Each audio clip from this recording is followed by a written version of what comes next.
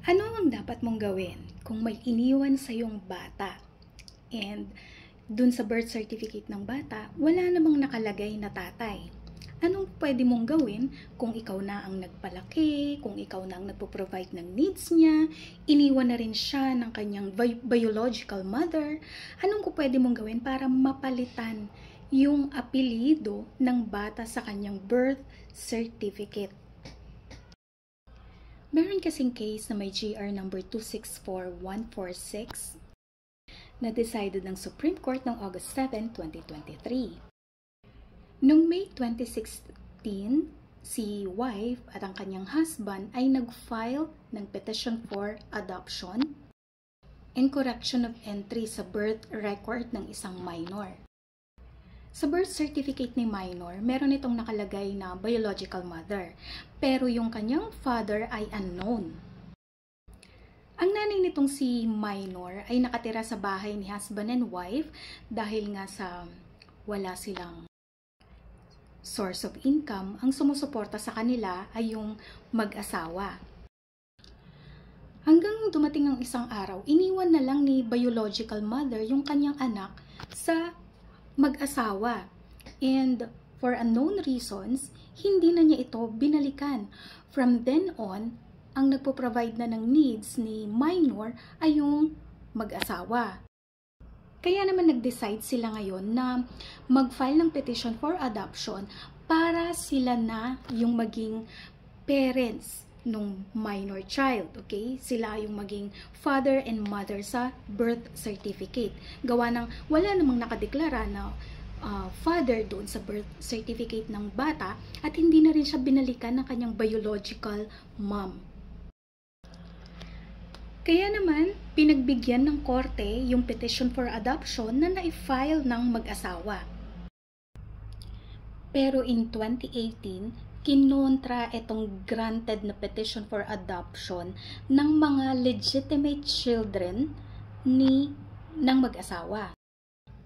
Under Republic Act 8552 kasi na siyang batas nung time na yon, ito yung Domestic Adoption Act of 1998, ang legitimate children ng adopting parents ay dapat na magbigay ng consent sa petition for adoption.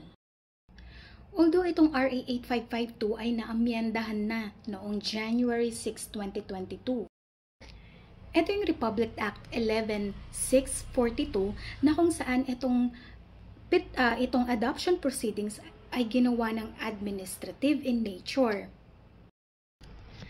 Meron na po tayong nakaraang vlog tungkol dito sa administrative process ng adoption under RA 11642. Now, ang issue kasi dito sa case na to, dito sa petition for adoption na to, hindi isinama ng adopting parents o nung mag-asawa na gustong i-adopt yung minor child na naiwan sa kanilang poder o pangangalaga. Hindi isinama ng mag-asawa na to sa petition for adoption na yun, yung kanilang legitimate children, okay? Although meron namang affidavit of consent, pero yung pirma doon sa affidavit na yun ay parang spurious or fake yung pirma, kaduda-duda, parang hindi pirma ng kanilang mga anak, okay?